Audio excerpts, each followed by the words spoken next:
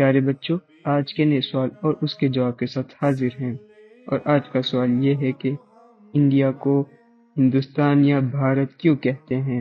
پیارے بچوں، زمانہ قدیم ہی سے علاقوں، شہروں اور ملکوں کے ناموں کی وجہ تسمیہ میں اساطیری، جغرافیہ، تاریخی، شخصی یا قبائلی نسبت اور سیاسی عوامل شامل رہے ہیں۔ اب بات ہو جائے انڈیا، بھارت اور ہندوستان کے لفظی معنی کی۔ محققین کا اس بات پر اتفاق ہے کہ لفظ ہندو قدیم ایرانیوں کی دین ہے۔ لفظ ہندو یونانی میں انڈوس ہو کر لاطینی میں انڈس ہوا اور پھر اس سے لفظ انڈیا وجود میں آیا۔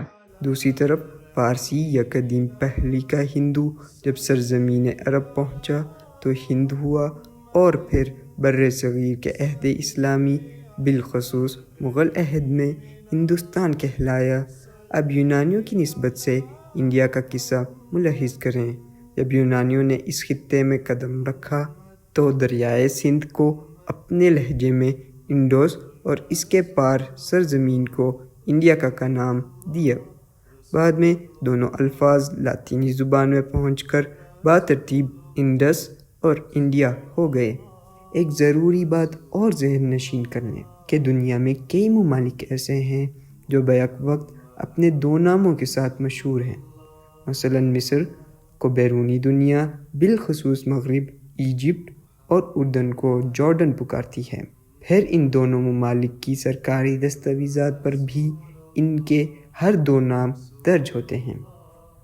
عرب مورخین کا یہاں جو خطہ بلاد الشام سے موسوم ہے اس کا ایک حصہ آج بھی یونانی نام سیریا کے ساتھ موجود ہے۔